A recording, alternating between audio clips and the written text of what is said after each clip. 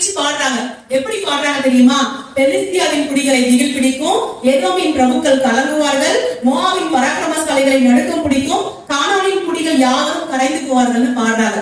இந்த 4 கூட்டத்தை யார் தெரியுங்களா? இப்ப அவங்க பார்த்த பிரச்சனை கிடையாது, இனி அவங்க பார்க்க போற பிரச்சனை. நான் சொல்றது உங்களுக்கு புரியுதுங்களா?